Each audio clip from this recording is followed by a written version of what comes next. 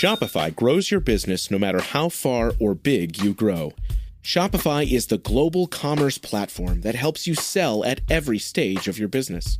Whether you're selling your fans' next favorite shirt or an exclusive piece of podcast merch, Shopify helps you sell everywhere. Shopify powers 10% of all e-commerce in the U.S. Allbirds, Rothy's, Brooklinen, and millions of other entrepreneurs of every size across 175 countries. Plus, Shopify's award-winning help is there to support your success every step of the way. Because businesses that grow, grow with Shopify. Sign up for a $1 per month trial period at shopify.com/income, all lowercase. Go to shopify.com/income now to grow your business, no matter what stage you're in.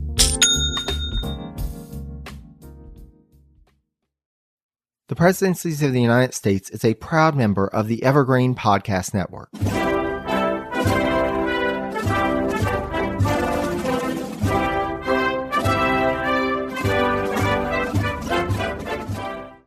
I believe in pure democracy. With Lincoln, I hold that this country, with its institutions, belongs to the people who inhabit it. Whenever they shall grow weary of the existing government, they can exercise their constitutional right of amending it.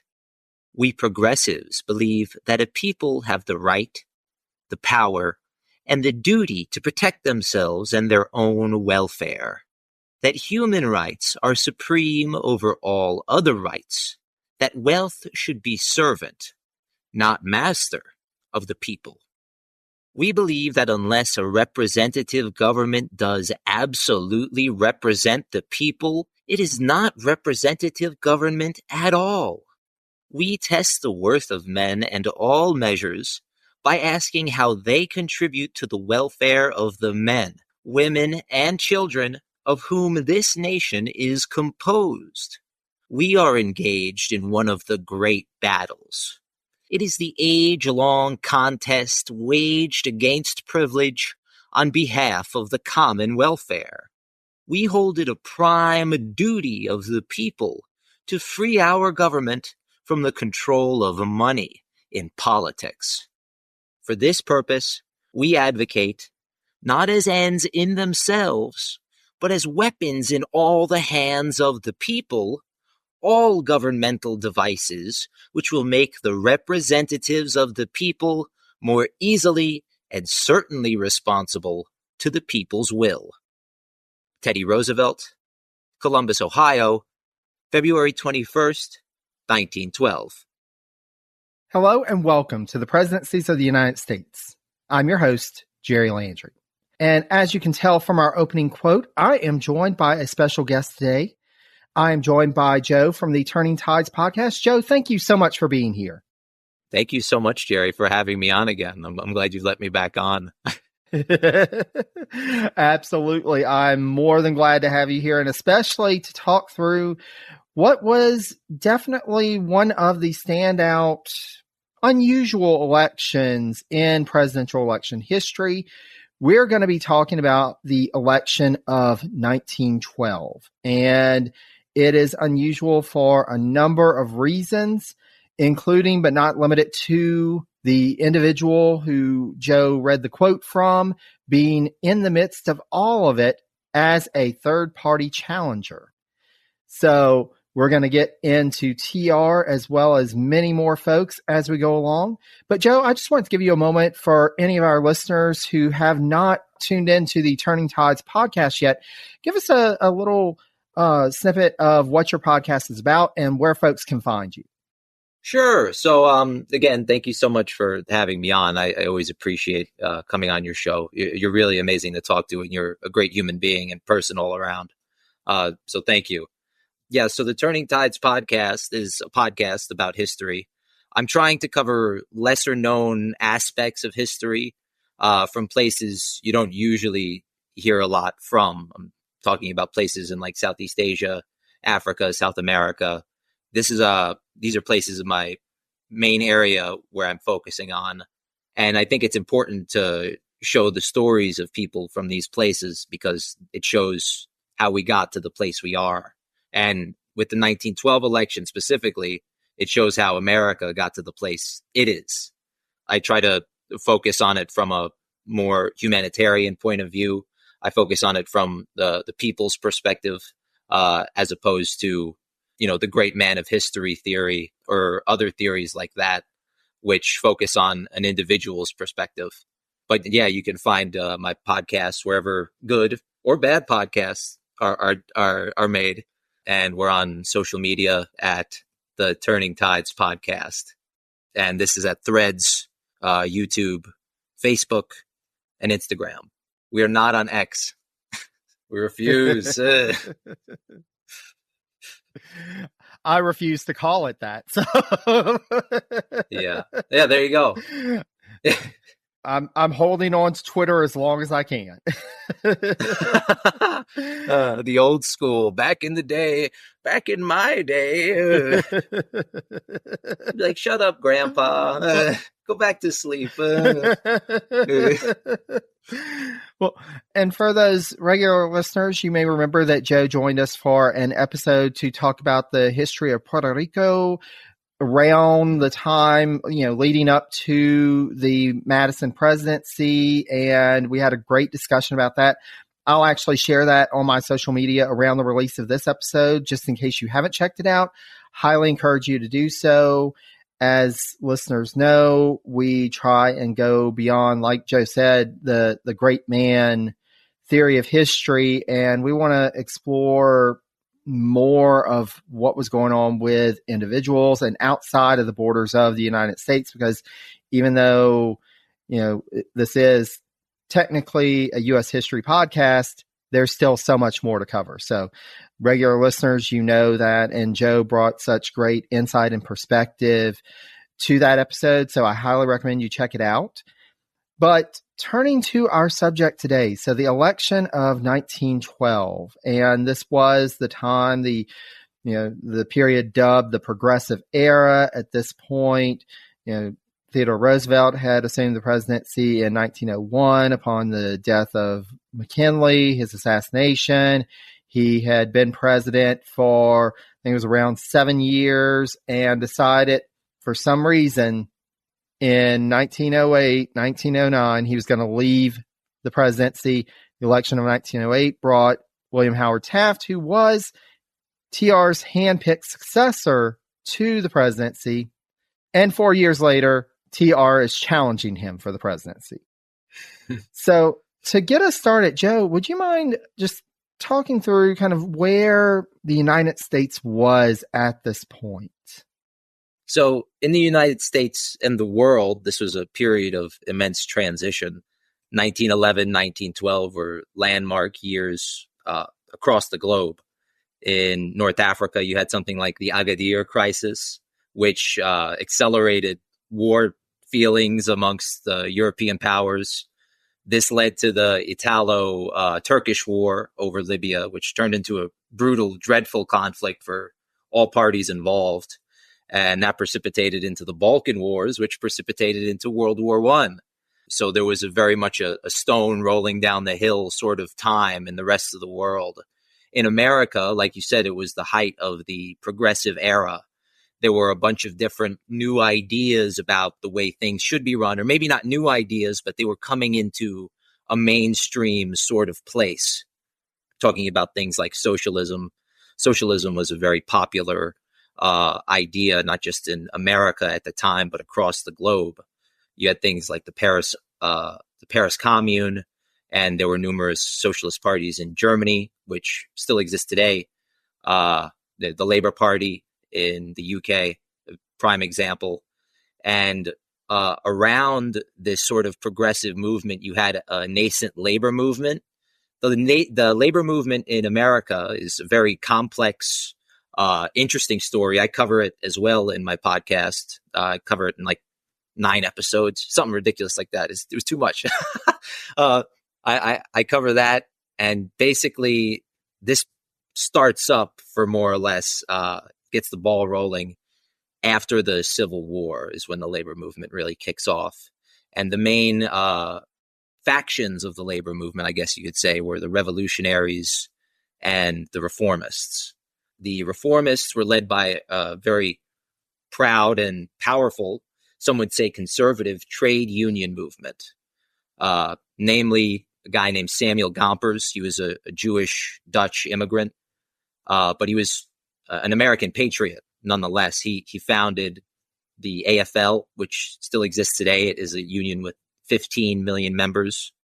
And the revolutionaries were they were a part of the main revolutionary group were the IWW, or the International Workers of the World.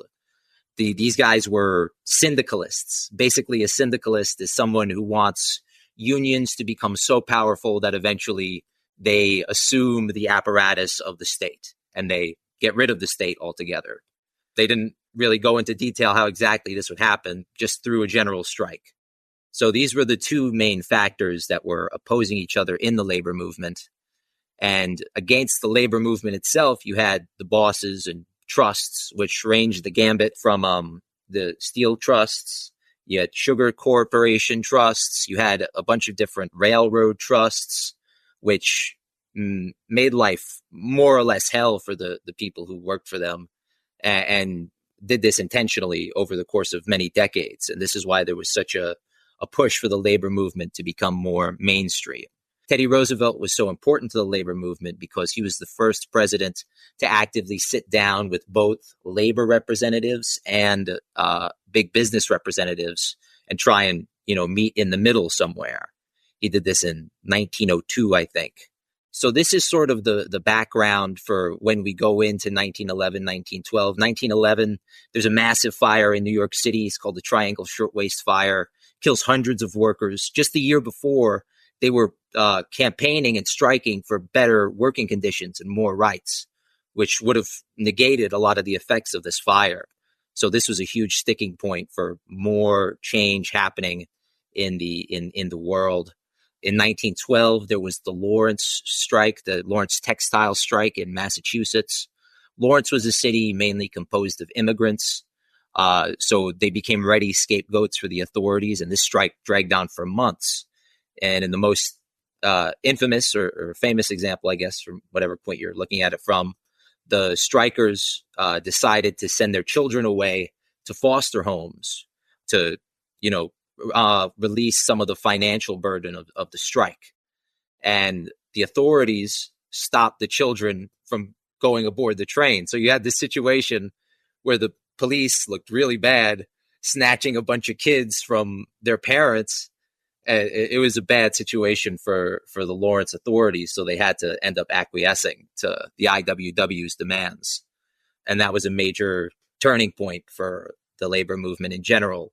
And this is where we sort of end up in 1912, where this giant Titanic struggle, there's another one, the Titanic occurs, it sinks in the Atlantic, but it happens the same year. And it actually takes the life of one of the aides of William Howard Taft, who is a huge part of the story. Archibald Butt is his name. Yeah. And you brought up a few good points here to kind of keep in mind as we get into what happens in the election.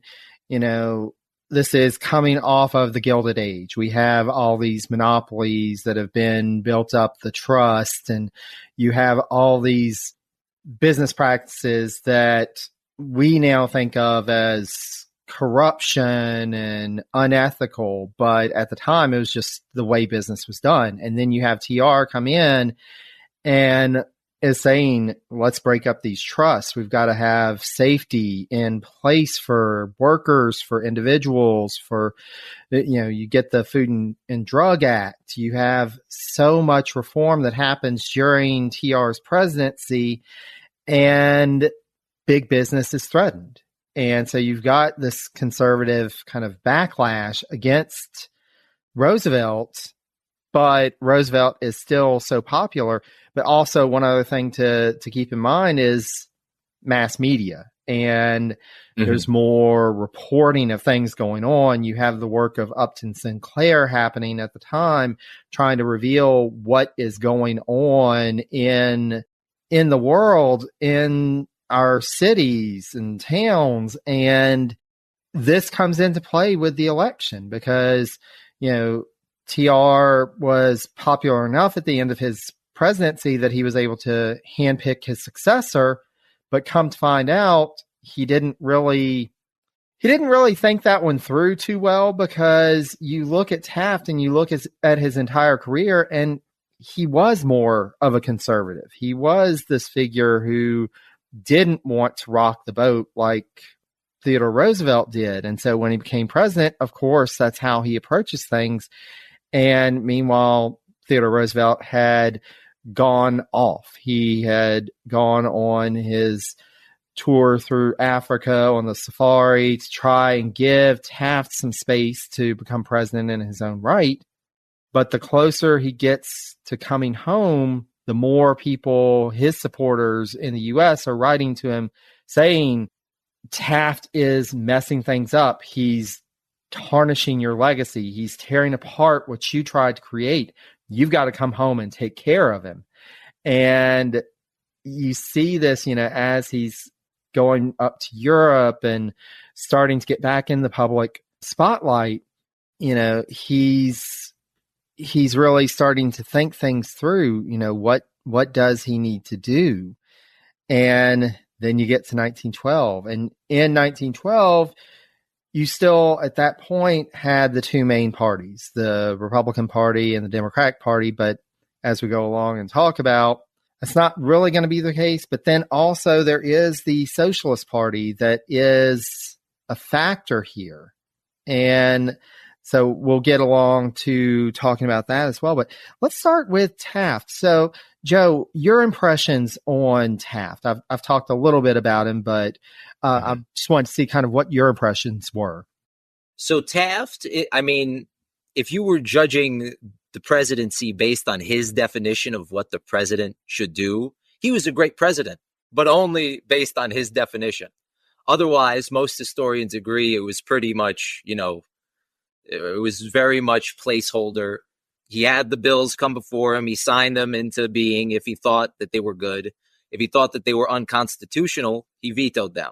He did this most noticeably in immigration. He was actually very pro-immigration. I think a conservative would actually be anti-immigration based on the feelings today.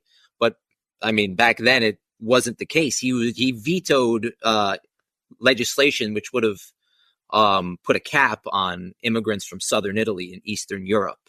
This has nothing of, I believe he was responsible for the gentleman's agreement. So obviously he had a problem with immigration from East Asia.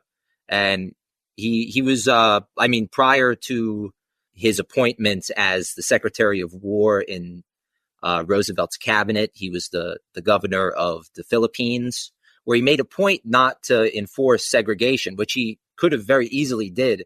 And he wouldn't have had any backlash from it, from the powers that be.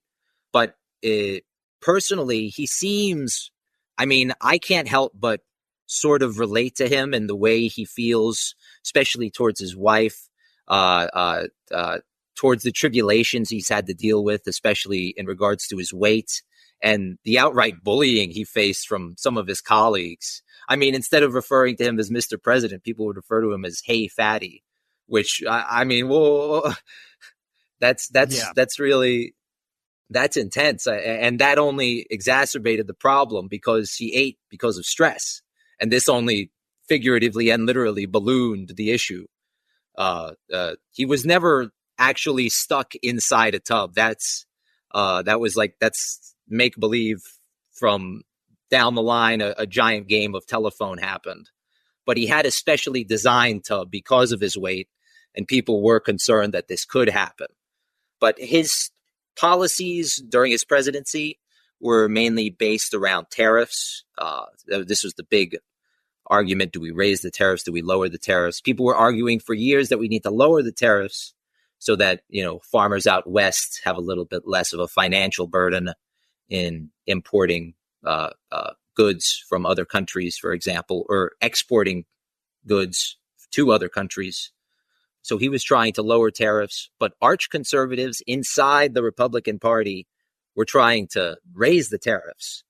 So he was sort of in a rock and a hard place, trying to continue TR's legacy of reforming the tariff system and reforming the system just in general, but also having to appeal to, the major voices in his own party, which wanted him to do the exact opposite. In terms of trust busting, he was a well-known trust buster. He busted more trusts than Roosevelt did, but Roosevelt felt that this was all out of whack. This was not the way you should have done it. Some trusts Roosevelt felt were completely necessary, especially as it related to the public good. If there's a coal trust that goes under, that's going to skyrocket the price of coal, and that's going to hurt everybody. So something like that was a good trust, in his opinion. So that's sort of like the baseline of Taft, at least in general. Oh, and another interesting thing, he was a Unitarian. This was at a time during the third Great Awakening. There's a big emphasis on spiritualism, on like seances and ghosts. And because of this, there was a lot of religious, maybe libertarianism, I want to say, where someone like a Unitarian could become president and actively say that he doesn't believe in the divinity of Christ.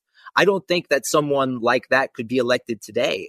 So the fact that someone like that was elected and he identified as a hardcore conservative is pretty interesting, I think. Yeah, and Taft, you look at his presidency and it's awful. It starts with the fact that Taft really didn't want to be president.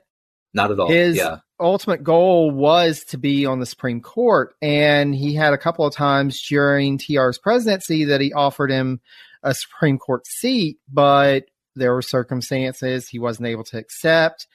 And you have to imagine this disappointment when Roosevelt comes to him and says, "Hey, I want you to be president." And he's like, "No." And his wife, Nellie, is like, "Yes." No, he really means yes. We're going to the White House. And Nellie Taft, she was supportive of his career, but she really pushed for him to accept the nomination to run for president. She was excited about being first lady. And then a few months in, she ends up suffering from health issues, and that's the majority of their time in the White House. She's in ill health. So, and to your point, Joe, just this, Taft was not treated with the respect that we think of for a president. And he struggled the entire 4 years. It was just a miserable time. He was trying, the party was basically torn between more of the conservatives and more of the progressives. And here you've got this reluctant president trying to keep it together because he knew Roosevelt was looming. Roosevelt was looming over all of this. And yeah, it's almost akin to that idea of, John Adams taking over from George Washington. How can anybody match up to George Washington? Likewise, after Theodore Roosevelt, how can anybody live up to that? I'm Ken Harbaugh, host of Burn the Boats from Evergreen Podcasts. I interview political leaders and influencers, folks like award-winning journalist Soledad O'Brien and conservative columnist Bill Kristol, about the choices they confront when failure is not an option. I won't agree with everyone I talk to, but I respect anyone who believes in something enough to risk everything for it. Because history belongs to those willing to burn the boats. Episodes are out every other week wherever you get your podcasts. And so let's take a moment to kind of talk about Theodore Roosevelt. I mean, this larger-than-life figure, the former president in 1912, and still kind of at the center of everything, the center of the political debates of the time. Yes. Yeah. He was the shadow behind everything. I mean, like you were saying, when Taft heard Mr. President, he would turn around and think that Theodore Roosevelt was standing behind him, ready to, pounce. But really, Theodore Roosevelt, he was in Africa. He was shooting anything that walked on four legs at the time. And he was hearing all this news coming back about how weak Taft was, about how he's letting all the reforms that Theodore Roosevelt passed originally go by the wayside in favor of a more conservative agenda, in favor of more business interests, etc. And I mean, obviously, Theodore Roosevelt, like you said, he's larger than life. We could spend an hour just talking about every single accolade and every single position that he's held throughout his illustrious career, starting from being like the New York City Police Chief Commissioner to, winning the Medal of Honor and the Nobel Peace Prize. It's too much to just list, but it's Teddy Roosevelt. He's basically every child's and most adults' favorite presidents. Let's be honest. And it's not without reason. He did do plenty of things that helped the country along, I think, in a major way. I mean, you aren't living and then get your head carved onto Mount Rushmore unless you were doing something pretty important. And people obviously realized that he was, especially during his time in office. When he returns to America following his shooting rampage in Africa, he it's called the back from Elba bandwagon, because in reference to Napoleon, he was such a huge figure that they're comparing this dude to the Emperor of France. Yeah. So he like I said before, he felt his antitrust laws were incoherent. One thing he was for, which conservatives in the Republican Party weren't, was for the women's vote. He was for industrial unions, and he was for direct primaries. These all went against some of the philosophies of people like Henry Cabot Lodge or Elihu Root, people like that, who were all against these fundamentally. James Chance, who's the writer of this great book, 1912, he says about Theodore Roosevelt, he wanted to use Hamiltonian means to achieve Jeffersonian ends. What he means by that is that Roosevelt wanted to use the federal government as a reform mechanism for the ills and the evils of capitalism that he perceived. He wanted to do away with things like child labor, wanted to increase the rights of workers, the rights or the ability for workers to get unemployment benefits, things like this. These were all important parts of everything he wanted to do. Another important aspect of this new progressive movement, which came about after he lost the Republican nomination, he wanted to incorporate the Southern vote into this progressive coalition that he was building.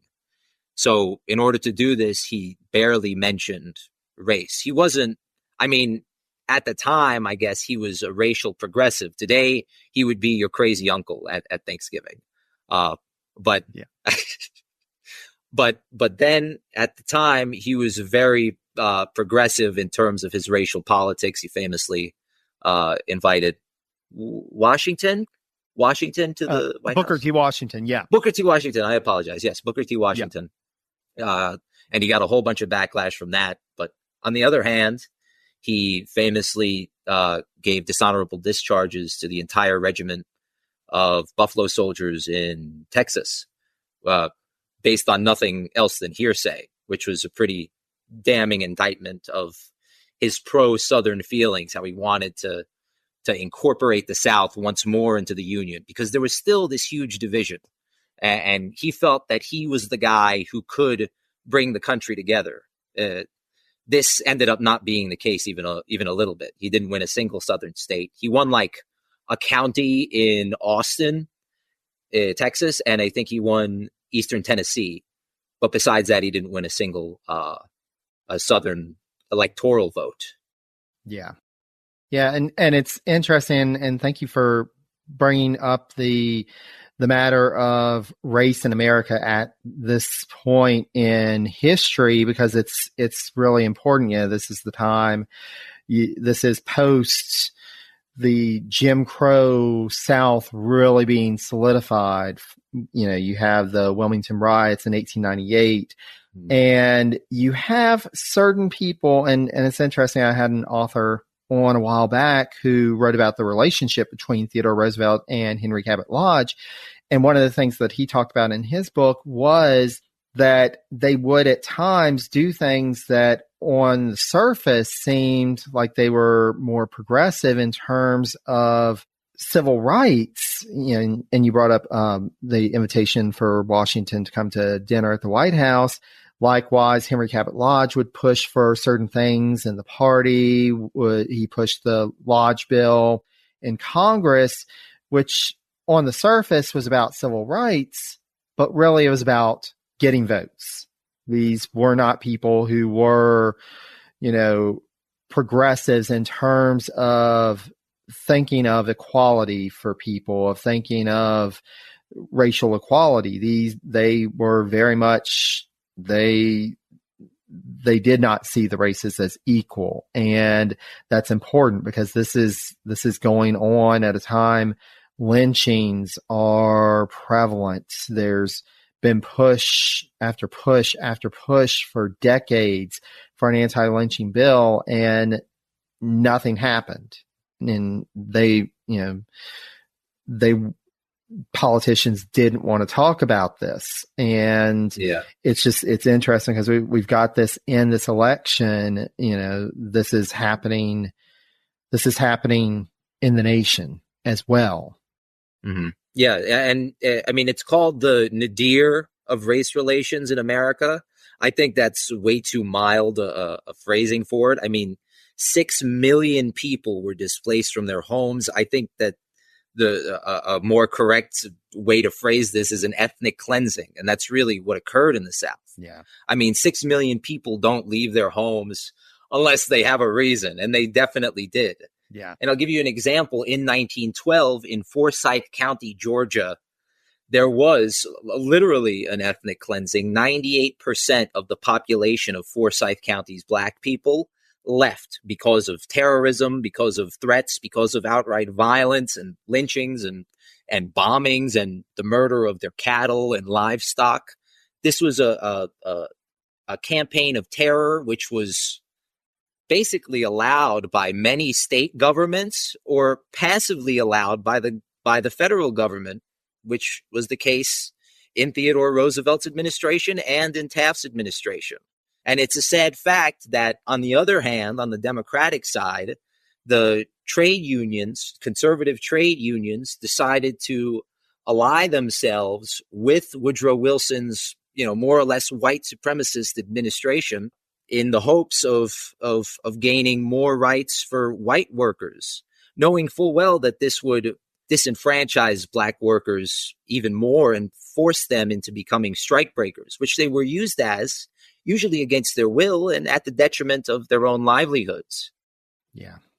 Yeah. And that kind of brings us to, I think this is a good point to bring in our third character here, Woodrow Wilson, the man who would ultimately become the Democratic candidate for president that year. But it wasn't necessarily guaranteed that Wilson was going to end up on top. And at the time the year started, it wasn't as likely that he was going to win anyway, because at this point, this was 1912. Since the Civil War, there had only been one Democratic president, and he had served the 2 non-consecutive terms, Grover Cleveland, who was from New York. Yeah. I was going to say, there haven't been any Southern presidents at all, I believe. Yeah. And while Wilson technically comes from the North because he was living in New Jersey, he's originally from Virginia. And that plays into the makeup of Woodrow Wilson. Yeah, definitely. I mean, he was born in the antebellum South, if I can use that antiquated phrase, to a minister father who was, in every sense of the word, very emotionally abusive to him. He didn't, anything that Wilson did was not good enough, no matter what it was. If he made a single mistake, it was like hell itself has come to Virginia to claim his son. And this influenced Wilson's worldview. It influenced his short temper, and it influenced his famous inability to compromise with other people who disagreed with him even slightly. This was amongst his friends. If he had a friend who disagreed with him over a single piece of legislation, that friend was dead to him. They didn't speak again. And not only did they not speak, Wilson made it a point to like destroy their political career and run them out of office. It was a very, it's incorrect to say he was a vindictive person. There were a lot of parts about him which you can find sympathy with. He had a lot of problems reading. He had problems maybe with attention deficit issues. But besides that, this can all be pointed to at his upbringing. And because of this sort of austere style of his personality, or maybe in spite of this, he finds a very easy route in academia. He goes through the ladder very quickly of promotions until he's the head of Princeton, I believe. And then he uses that after he fails to reform the university system there. He uses that as a springboard to electoral politics, first in the state of New Jersey, and then eventually as this dark horse candidate for the Democratic nomination. He wasn't even like really in consideration. There were 2 or 3 other names ahead of him, which were considered the main contenders. But the fact that he had little political involvement to begin with was, I think, a huge point in his direction. He also had the acquiescence of the political machines of the time, which still ran plenty of Democratic states, especially in the Deep South and in the major cities like in New York. Yeah. He at first was pretty much an avowed conservative. He was against immigration.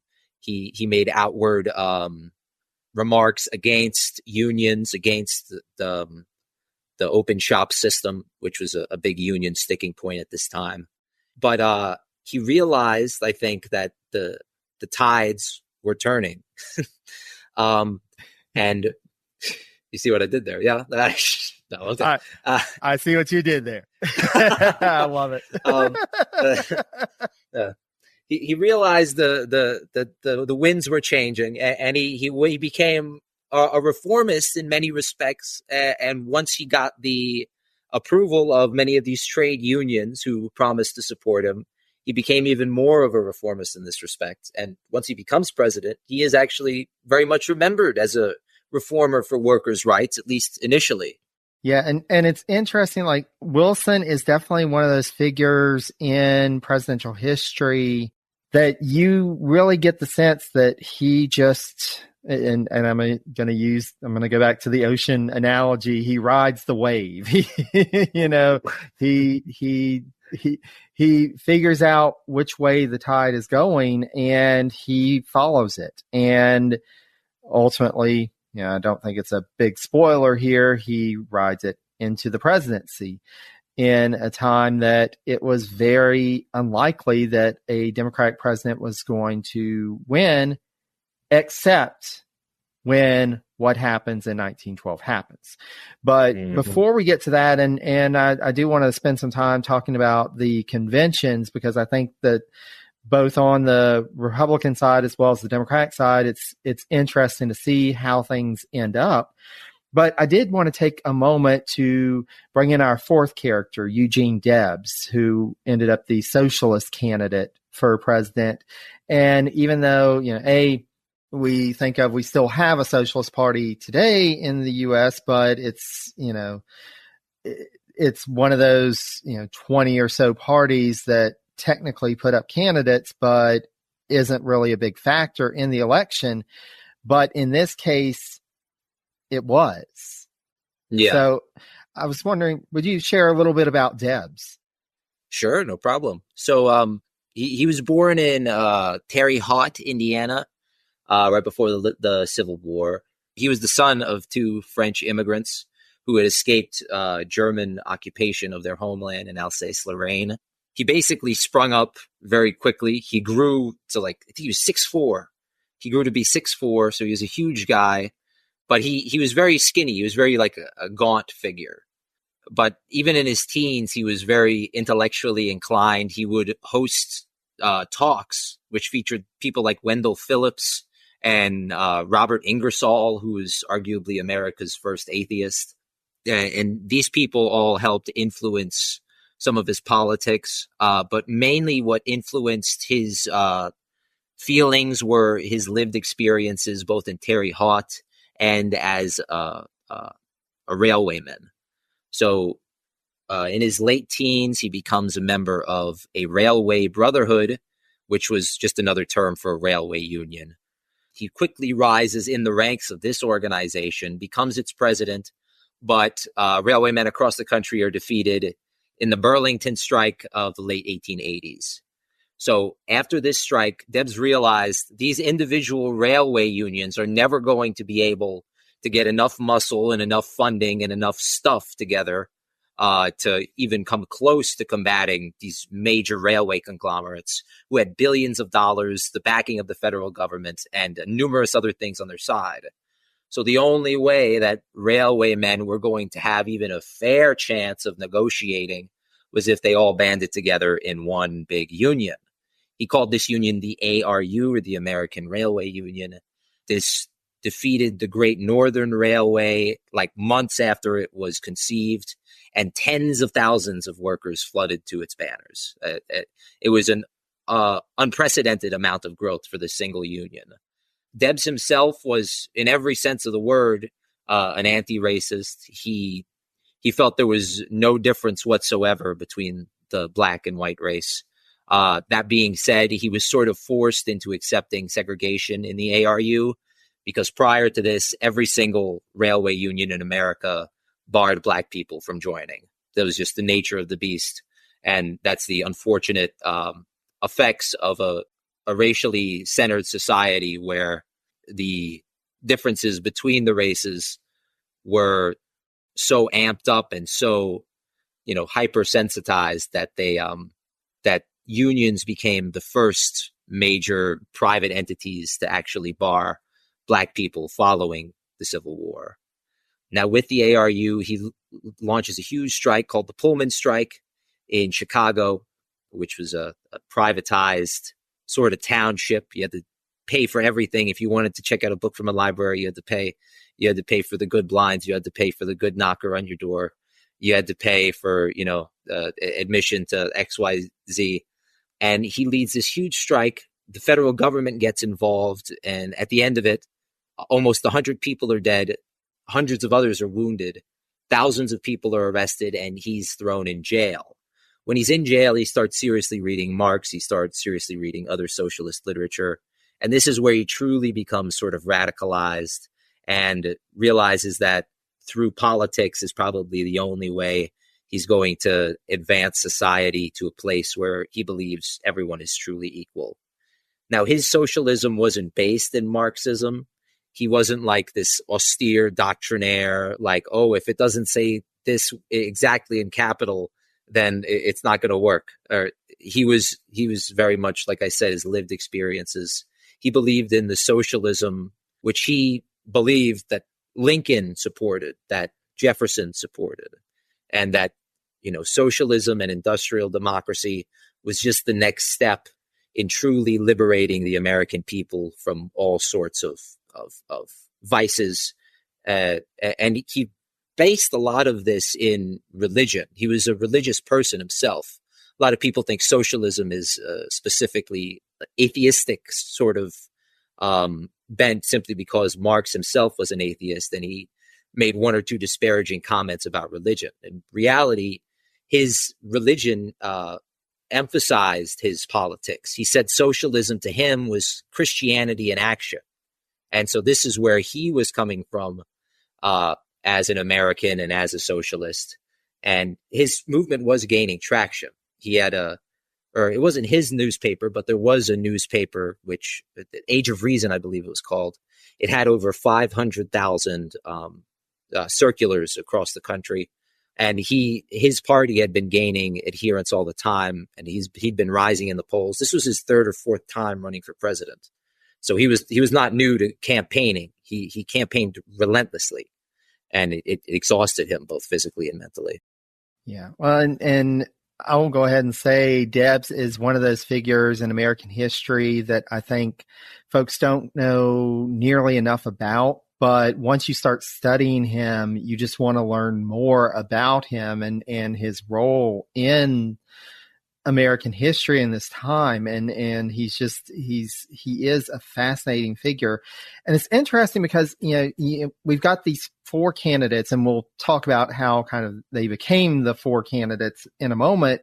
But you have these four candidates who are all kind of in their own way thinkers or, scholars of something. You have Taft, who's more of a legal scholar. You've got Wilson, who his rise to political office came because he studied the Constitution. He studied governmental structures. You've got Debs. You've got TR, who was constantly reading. And it's just so fascinating that these four individuals end up running for president this year.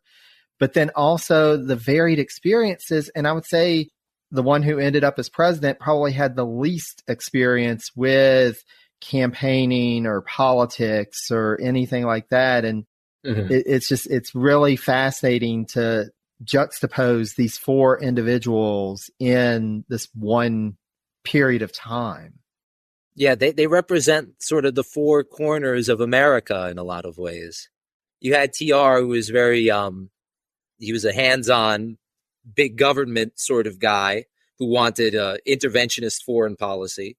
You had Debs, who was probably the exact opposite of that. You had Wilson, who was a states' rights segregationist. And then you had Taft, who was a immigration-loving conservative. So, yeah, it's quite a motley crew here. yes, it's a very interesting. It's such an interesting election because also all the aspects of it are so modern in the sense of what they were dealing with. I mean, we're talking about workers' rights. We're talking about the rights of women. We're talking about the rights of ethnic minorities. I mean, what's more relevant than these sorts of talking points? And it just goes to show that, I mean, history might not repeat itself, but it usually rhymes. Yeah. Yeah. And also one of the things that I want to bring up, and I think you had briefly mentioned this earlier.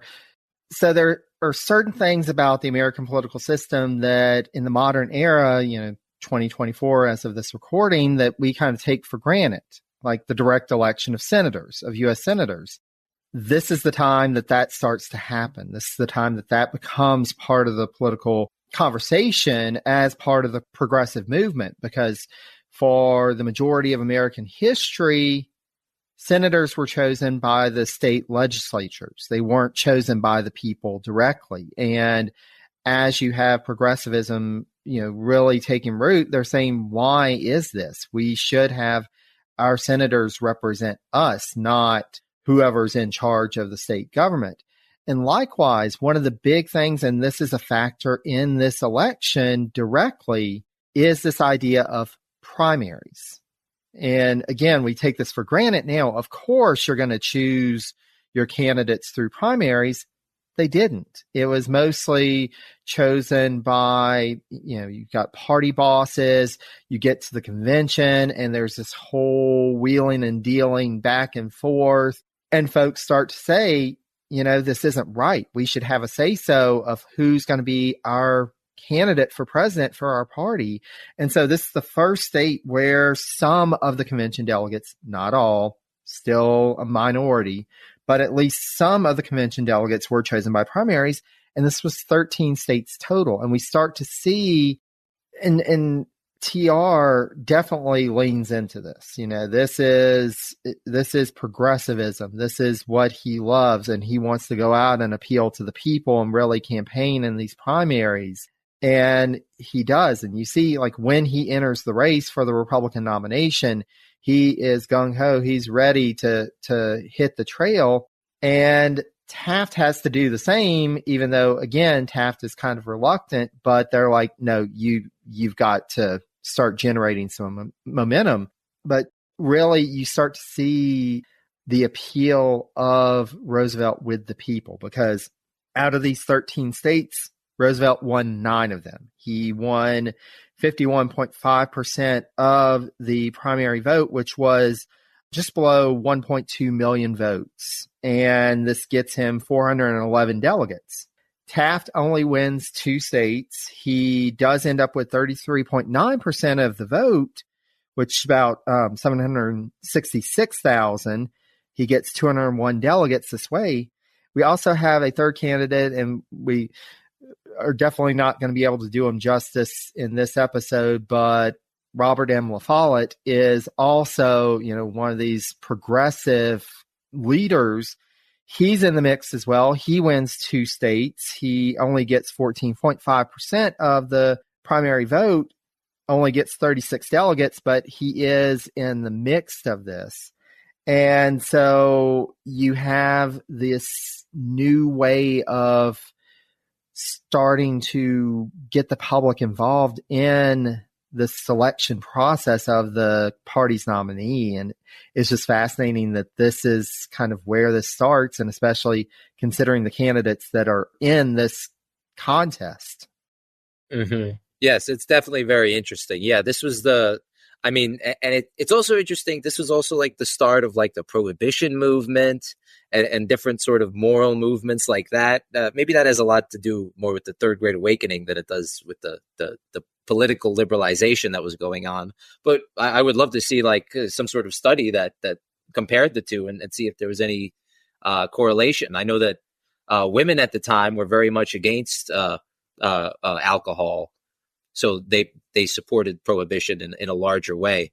So I would like to see if like this, I'm not sure if the stats exist, the states that allowed women to vote versus I know there was a prohibition candidate. He didn't receive a bunch of votes, but I would like to see the numbers for that.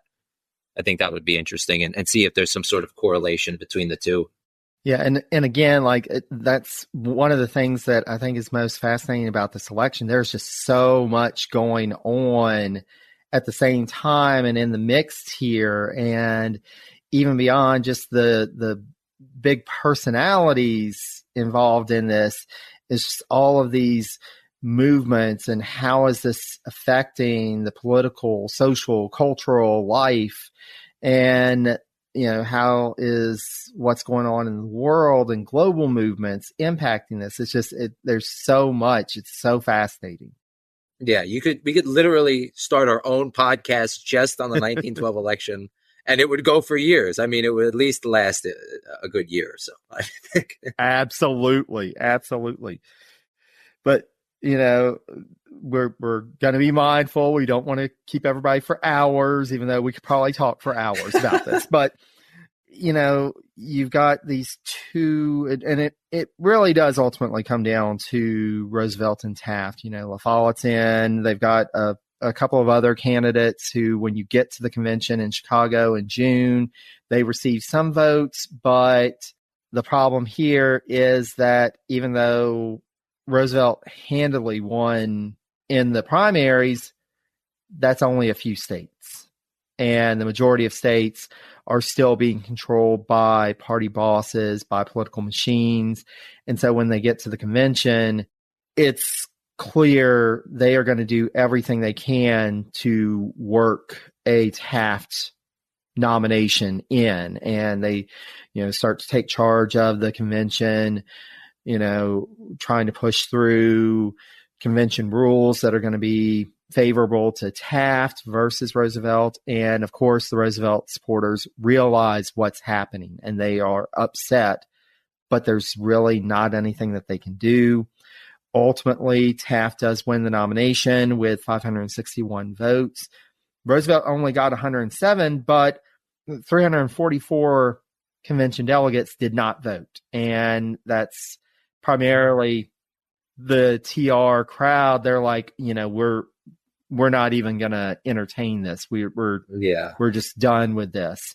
And even though, Taft is renominated, his VP is renominated, it's still, they come out of the convention and you've got Roosevelt supporters who are not ready to get behind Taft. They are saying this is ridiculous. Let's figure out something else to do. Yeah. Yeah. And very quickly that turns into the Progressive Bull Moose Party. Yeah. Yeah. Which would have their convention, like the next month, I think. Yeah, it was a couple of months. So it was in Chicago again, but in August. And of course, Roosevelt was the uncontested nominee. Mm-hmm. You know, they wanted TR. And this was where he delivered the speech, you know, and has the famous line, "We stand at Armageddon and we battle for the Lord." Ooh.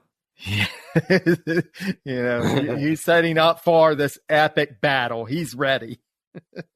And I think later that same month, he does a speech in Osawatomie, Kansas, where John Brown has a famous raid right before the Civil War. Yes. And he makes this really radical speech where he calls for like the reform of the Supreme Court and stuff like that. It was very intense for the time. Yeah. Yeah. And that's the thing, like you really see at this point, you know, TR's really starting to lean into these more radical ideas, at least radical for the time ideas. And folks are starting to go, what's going on? Even though he was progressive before and had pushed some of the limits, had pushed beyond, he also still kind of had places, like you were saying earlier, Joe, you know, he saw some trust as being good for the public welfare. He didn't want to necessarily go after those. He still had at least some balance. He was pulling himself back, but you see him really leaning into progressivism and, you know, some of these new ideas in a way that really starts to scare people, including folks who had been supportive of him in his rise for years and decades. Henry Cabot Lodge, case in point. You know, Lodge initially was starting to think that, you know, Roosevelt should get into the mix, but as time went on, he was like, well, no, I think I'm going to go for Taft, and you know, sorry, and it caused a rift with them for a while. Definitely. Yeah, and this radicalization of Roosevelt, it really pissed off Debs. Debs was upset about it. He was like, they're stealing our whole platform. What are you guys doing? This is our thing. You guys can't take our thing. Which, and that's the thing with like third parties at this time. And you kind of see it, you know, we've had some examples of third parties, you know, in the 20th century, but really around this time, and you saw it like with the populist movement a few election cycles previously, the two main parties, there would be little difference between them, and you'd have this third party that would come with this big issue and big ideas, and one or both of the main parties would just adopt those ideas. Oh, well, this is popular, so yeah, let's do that. And then the third party is kind of left out in the, you know, it's like, oh, well, you know, now they're agreeing, what do we need this third party for? And you do see this with the Progressive Party in 1912 versus, you know, the Socialist Party had been pushing for some of these things for years. Yeah. And meanwhile, on the Democratic side, so they go into chaos. Their convention, absolute chaos. So their convention was held in Baltimore in late June and early July. And here we really see that Wilson was not necessarily, it wasn't a guarantee that Wilson was going to get in. In fact, he really wasn't the favorite coming in. The favorite coming in was Speaker of the House Champ Clark of Missouri, politician for decades. You know, he was well known in political circles. He had been working to consolidate his control of the party for years in order to run for president. And then you get this upstart Wilson, who's been in office for all of 5 minutes, who now thinks that he's ready to become president. It's very much, it reminds me of Hillary Clinton, Obama, 2008. Yes. Obviously, quite a few differences between Obama and Wilson. Just a few, and I think Wilson would be the first to point them out, probably. I think he just turned in his grave and Hey, if we can make Woodrow Wilson turn in his grave, I think we've done our job. That's my goal, is to make Woodrow Wilson turn in his grave. But like you said, Joe, this was absolute chaos. This was Yeah, and coming in, primaries have been held in 12 states. On the Democratic side, Wilson and Clark were tied with 5 states each. Wilson took a slight lead in the vote count with 435, just over 435,000 votes, 44.6% of the votes. Clark's 405,000, 41.6% of the vote.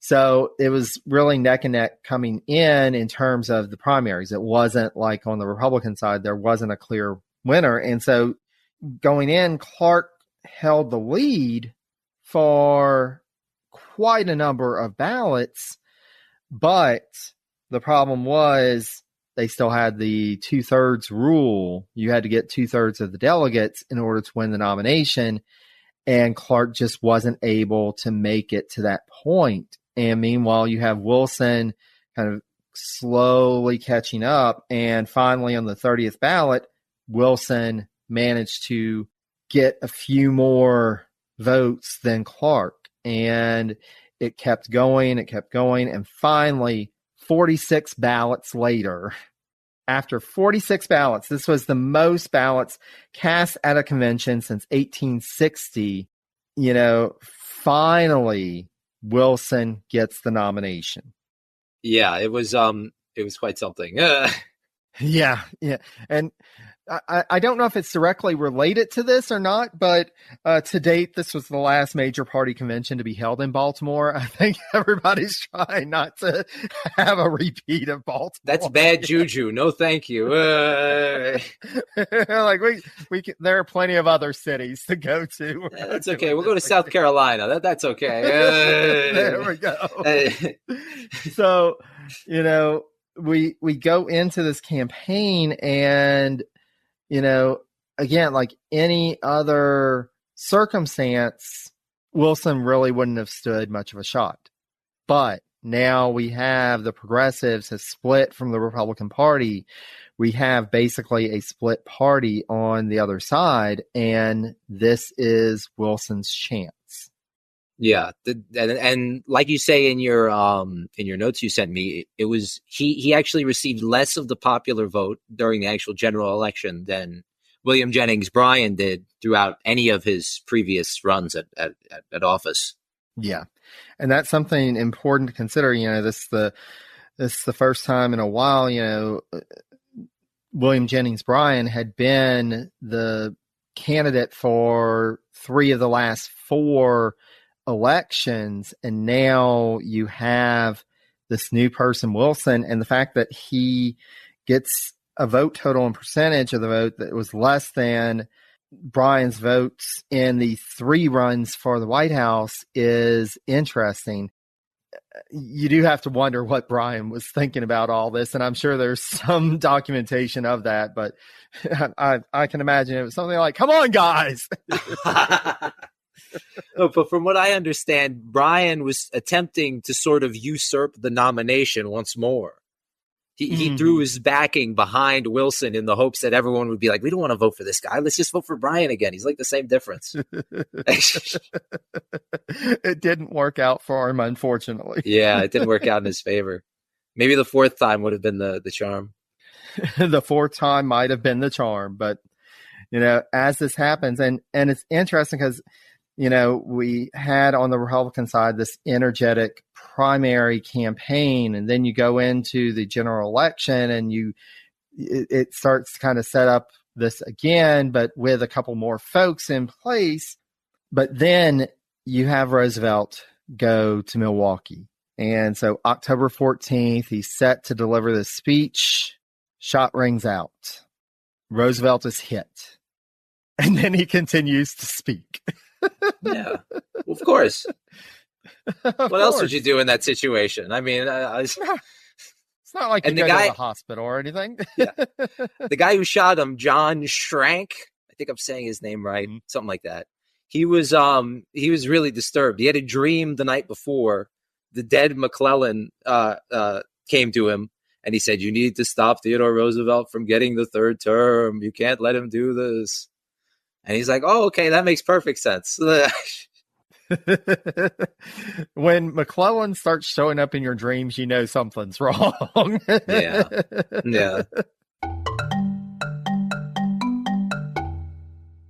Editing Jerry here with a slight correction. When we referred to McClellan, we should have been referring to William McKinley because that was the person who supposedly showed up in Schrank's dream, which precipitated his attempted assassination of Theodore Roosevelt. I do, however, stand by my assertion that if George McClellan is showing up in your dreams, there may be something wrong. But with that said, let's return to the episode. But yeah, here we have TR, and this is, one of those really famous scenes in presidential history. Roosevelt is shot. Luckily, he survives, but he still goes on to deliver a speech. And finally, after he's done, his aides are like, can we please get you to the hospital right now? We really should have gone earlier, but whatever. And so you have this weird thing going on, and all the campaigns kind of stop at this point out of respect because he's in the hospital for a little bit. And it's just, it's a weird point in this election. And then you also have the sitting VP, John Sherman, who was Taft's running mate. He passed away on October 30th. And so they had to replace him on the ticket at the last minute with Nicholas M. Butler. So you got a couple of weird things happening in the general election.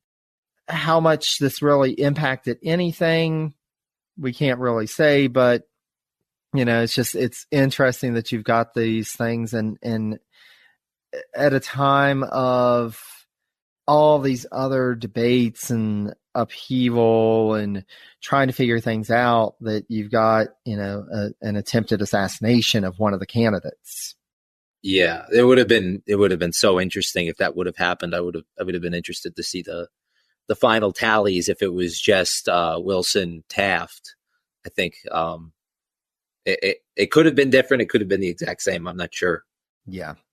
And ultimately, and speaking of the tallies, so the presidential election is held. At this point, it was 266 electoral votes were needed to win. Wilson landslide in the Electoral College with 435 votes. Roosevelt actually came in second with 88 electoral votes. Taft only got 8. Oof. And that, and again, you've got Taft, who is really a reluctant candidate. He really didn't want to be president, but he had a sense of pride. He didn't want to be railroaded out this way. He wanted at least a show of respect, and he got 8 electoral votes. And he did okay when you compare his numbers versus Roosevelt in other states, which Wilson won. I'm thinking of like New York. Yeah. He actually beat out Roosevelt there. There it makes sense because of the political machine running the place. But Roosevelt's big win was Pennsylvania. And a lot of his campaign advisors were like, look, you need to campaign more in the West, the Midwest, and the Northeast. Leave the South alone. You're not going to win a single vote there. But he refused to. He just continued campaigning literally everywhere, nonstop, probably to his detriment. Exactly. And that's the thing. And we've seen this with some of the other elections where we have kind of this discrepancy between the electoral votes and the popular votes. It's really about where these votes are coming from, because when you look at the popular votes, so you have Wilson with just under 6.3 million votes, 41.8% of the popular vote. You have Roosevelt with just over 4.1 million, 27.4%. You have Taft at just under 3.5 million, 23.2% of the vote. And so these are much closer than the electoral votes, but it's just where are those votes coming from? Because when you look at the margin of victory, and again, Joe, this gets back to your point about campaigning in the West and the importance of that, less than 1% of the vote margin of victory in California. Roosevelt only won California by 174 votes over Wilson, and it was likely due to the presence of Hiram Johnson of California, again, one of those figures that we can't really do too much of a deep dive into for this episode, but he's one of those looming figures, in politics at the time. Because of his presence as Roosevelt's running mate, it helped the ticket. But that's so close. And we see so many others that are so close. The margin of victory was less than 5% in 13 states, which carried 142 electoral votes. And then in terms of the popular vote, you also have the X factor of Debs, who gets just over 901,000 votes, 6% of the vote. How much did that influence matters in this election where every vote counted to the point that it meant, a whole host of electoral votes for one candidate versus another? Mm-hmm. Yeah, that's it. That's a huge thing too, because Debs was not supposed to be gaining that many votes. He did actually a stunning job gaining so many votes. I mean, if you look at his previous runs at president, they weren't nearly as many votes. He got like 300,000, 400,000, around there. But this time he got almost 900,000. Like you said, 6% of the nation's population voted for him, which is nothing to sneeze at. That's a huge number. That's more than like Ralph Nader got in like 2000, I think. Exactly. And, all of this and all these factors, they ultimately end up in this result. And you see, like, there is so much when you start to break it down, this was the first time since 1852 that Iowa, Maine, New Hampshire, Ohio, and Rhode Island voted Democratic. So you've got all these states in the North and Midwest that are voting Democratic for the first time in, for many people, living history. Yeah. The first time ever that Massachusetts voted for the Democratic candidate for president. We know that that's gonna become more the norm than the outlier, but at this time it was a big deal. And really only in 12 of the 48 states did a candidate win a majority of the vote. And 11 of those were Wilson in the southern states, which points to the point that you have brought up a couple of times, Joe, that why was Roosevelt campaigning in the South? He was never going to win the solid South. Yeah, and it's not like Wilson was like a northern Democrat or something where then it's conceivable. He's literally from Virginia. I don't understand. It didn't make any sense. They were obviously going to vote in unison for him. And in places like South Carolina, it was like 98% of the population was voting for Woodrow Wilson. It was insane. Exactly. And it's just, there, again, so many moving parts in this election. And ultimately, it brought Wilson to the White House, and that would have ramifications, and in some ways, Wilson does carry forward a type of progressivism. We see he becomes the first president since John Adams to actually deliver the State of the Union address in person to Congress, and this becomes, the trend from here on out. We have a couple of instances where folks can, will just send the written message, including Wilson, when, of course, he has his stroke and is unable to physically go. But by and large, after this, it's expected that the president goes in person to deliver the State of the Union address. And again, something that we kind of assume and take for granted nowadays, it wasn't the case. This was a change in this time. You see the founding of the Federal Reserve, again, something that is just a key part of the structure of the United States nowadays. Something new. This was something new at the time. The income tax? The income tax. You have the income tax. Again, unfortunately, it's one of those things, we now joke about that there are two guarantees in life, death and taxes. And this is where that second one kind of comes in. But yeah, unless you're a multi-billion-dollar company, then you don't have to pay any taxes. You're good. Exactly. Then you're good. We obviously. Corporations are people. It's fine.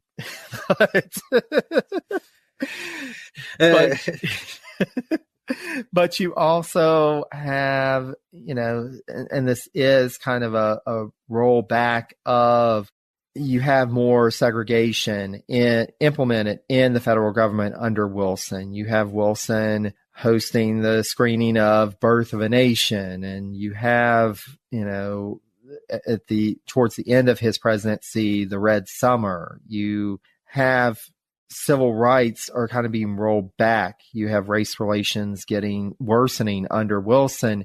You have World War I, and you have this idea of the League of Nations that Wilson is not able to push through. And you brought up a point earlier, Joe, that Wilson, when he got his mind set on something, he wasn't going to compromise. And you really see that being a detriment in parts of his presidency, that he just wasn't able to achieve certain things because he was not going to compromise with anybody, and he got upset when it was suggested that he do so.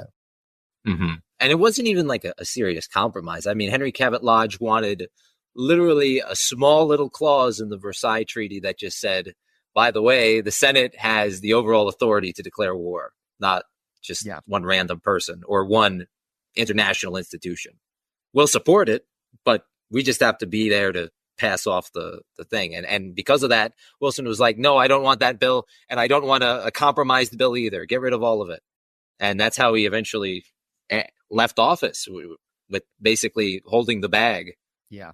And just bouncing off that, I mean, Wilson becomes one of the most interventionist presidents in American history. Not just, I mean, obviously there's World War I. That was a huge intervention by America's part. But I'm talking about Mexico multiple times. I'm talking about Haiti. I'm talking about some of the stuff Smedley Butler got up to. Do you know Smedley Butler? I know the name. I don't know. I can't recall exactly how I know that name. So Smedley Butler, he was a 2-time Medal of Honor recipient. He's the only person to win the Medal of Honor twice. Oh, wow. After After his service, he got kicked out of the service, by the way, because he was too vocal about his criticisms about American capitalism. After his service, he writes this book called War is a Racket, where he goes into detail about all the things he got up to for the sake of America. It's a really stunning, like, eye-opening book. It's been like a lot of it, parts of it are like conspiracy theory level kind of stuff, but the rest of it is completely, it's a phenomenal piece of work by someone who actually lived it. One of the most interesting things he said, the whole book, he was like, I think about Al Capone, how he was able to run 3 counties in Chicago. I ran 3 continents. Wow. Yeah, it's very intense stuff. It's a good read, if nothing, if to not get your ire up or if anything. Wow. Huge tangent, by the way. No worries. We're all about tangents here on presidencies. Mm-hmm. So, but it's just, yes, you've got this interventionist policies and what's going on. You've got the Attorney General, Mitchell Palmer. You've got all this stuff that happens in the Wilson presidency, and you just have to wonder, going back to this election, how things would have been different if Taft had ended up with a second term or Roosevelt had made it back to the presidency. This did change the course of where the nation was going in some pretty key ways. Definitely. And you could play the what if game with this election to the nines. There's so many interesting variables that could have happened. I mean, what if Wilson wasn't even the nominee? What if it was someone like Champ Clark, who was a part of the more conservative part of the Democratic Party? Would he get more votes? Would he get less votes?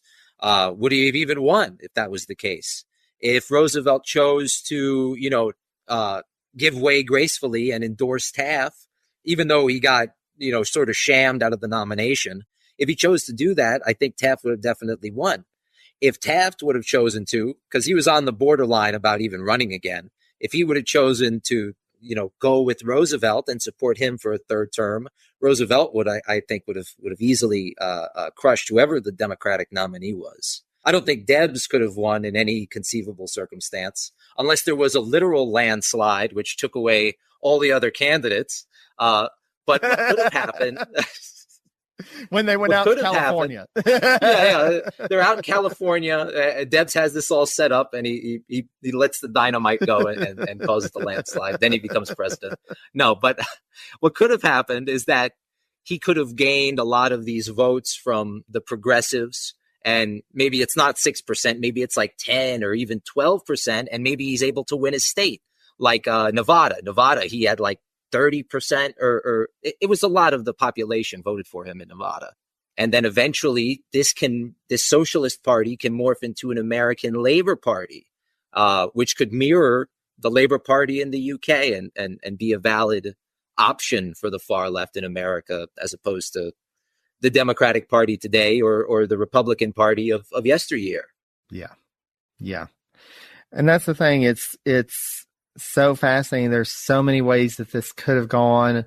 Of course, history has been written. Wilson became president, but I think it really speaks to the diversity of what was happening at the time and all the issues that were coming up. And this is really one of the first elections that it feels like what we think of in the 20th and 21st century as a presidential election. And this only increases, as more states and eventually all states hold primaries and caucuses to choose nominees, as we get more of this idea of the electorate being involved in politics and an expanded electorate. You finally have in 1920, women have the right to vote across the nation in the presidential election. As you start to have, civil rights bills and people of color are starting to be able to vote in larger turnouts, it feels like the beginning of modern presidential elections. Yeah, I would definitely agree with you, Jerry. And it's like, I think this election sort of lays the foundation for the party switch. I know so many people argue like, oh, when the party switch happened, did it happen in the 60s? Did it happen in the 30s? Did it even happen at all? I think it's very important to note that this was the first time that the Democrats truly embraced some sort of reformism, which eventually morphed into the New Deal. I mean, you saw this in Wilson's administration. Franklin Roosevelt was right there. He was integral to a lot of the administration's decisions. And he learned a lot from Wilson, for better and for worse, especially when it comes to like the government crackdown and on the rights of, ethnic minorities like Japanese people or Puerto Rican people. Yeah. And it sets up so much of what's to come in U.S. history. And I think the history, the United States is becoming this global power, this world power at this time. And so it's such a fascinating election to study because of all the angles, because of all that's going on, because there are these big issues out there, and to see who's actually addressing them and who's trying to pretend that they don't exist. It's just so fascinating. There's so much more that we could talk about, but I do want to be mindful of our time, and I want to be mindful of your time, Joe, because I greatly appreciate the expertise that you bring to this, all the insight and perspective that you brought. But as we're wrapping up our conversation, I want to give you a chance just to share, like, what do you think is your key takeaway from this election, and what do you see that we should take away from looking at this election? So we could take away a whole bunch of different things from this election. Like you were saying, it depends on which way you want to look at it. I like to view this election, like I like to view all sorts of history from a very modern perspective. I have no other choice. I have to. I can't imagine what it would be like if I was alive in 1912 and who I would vote for. I have no conception of that. So I'm influenced by my modern morals and my modern values. And all of these seem to be brought up, at least in this election, in some respect, whether it's, like I was saying before, the rights of women, the rights of ethnic minorities, the rights of workers. These are all things that I'm highly interested in. And these are all things that are directly affected by this election. Woodrow Wilson does so much for good and for bad for all of these things. I mean, it's his administration that passes the Women's Suffrage Act, I believe. He puts caps on immigration from places like Southern Europe. Only 20,000 Italians are able to go to the country.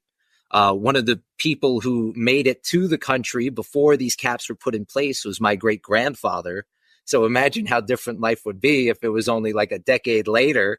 And, no, you have to go back to Italy. Well, okay, I guess that's fun. So there's that. He's the first president to visit a foreign country while president. He does this during the tail end of World War I. And he obviously does this to talk with, dignitaries for the Treaty of Versailles and things like that. So in terms of that, it's a huge moment. And there's so many aspects of it. I think the most important is that all these things that are talked about now, judicial reform, the increase in the rights of unions, things like this, these aren't some pie in the sky ideas that have never been mentioned before. And these are only started, popping out of the ground out of nothing, basically, is how people would want us to believe it. But in reality, these have been things that have been discussed and have been talked about and have been pushed for literally 100 years in American history. And these have been pushed for not by radicals or people who consider themselves anarchists or communists. These are people who call themselves Christians, who call themselves Republicans, who, call themselves decent patriotic Americans, which Theodore Roosevelt, in every sense of the word, was a patriot. But at the same time, he's able to argue for judicial reform, and he's able to argue for the rights of workers, and he's able to argue for the rights of women. That those aren't contradictions. You can have the opposite and still have it be the same way, because this is America. America is built on a foundation of a bunch of contradictions wrapped together in an enigma, tied together in a riddle, and then we're told to just accept the way it is. And this election and the progressive era specifically showed us that we don't have to accept the way it is, and it's not un-American or unpatriotic to call for these things that are obviously unfair, that are obviously immoral in any other sense of the word, but because they're actively a part of our lives, we're not allowed to question them somehow.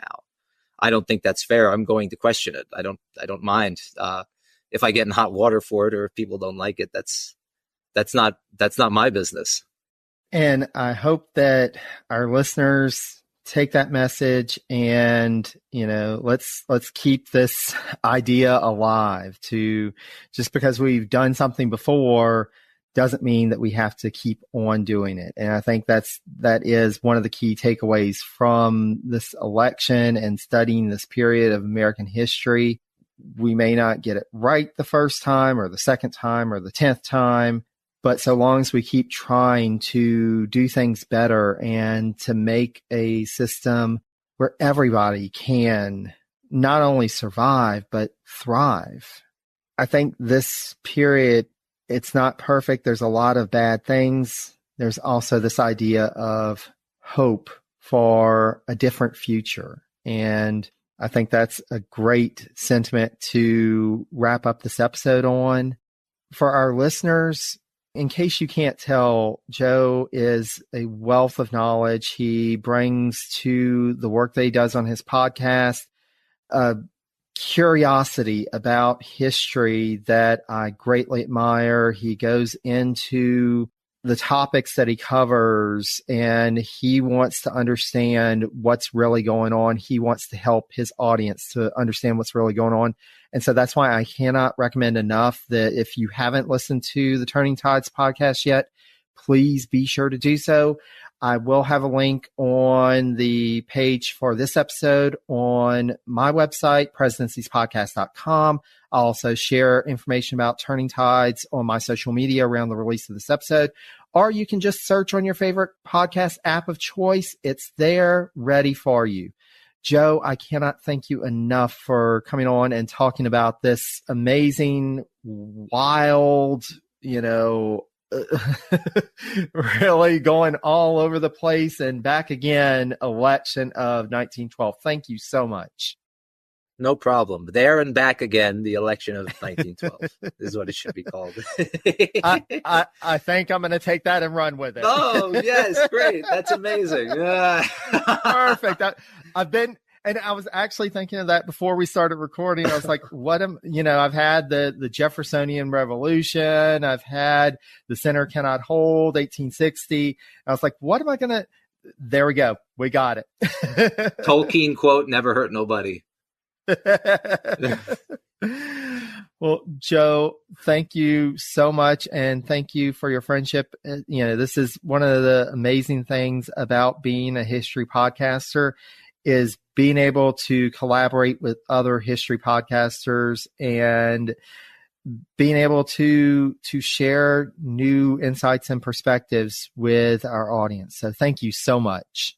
Oh, no problem. And thank you so much for everything you do. I mean, you've done so much for my podcast. I can't even begin to describe the level of gratefulness I am for people like you and for allowing me to be on and talk about this very wild stuff, which is very pertinent to today, I think.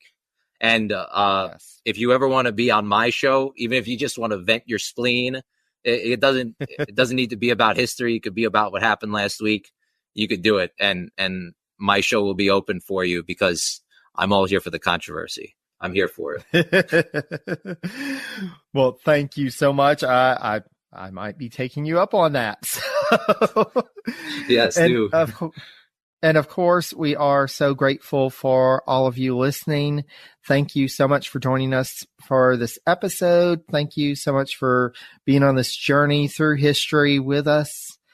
And until next time, stay safe and healthy, be kind to one another, and take care, dear friends.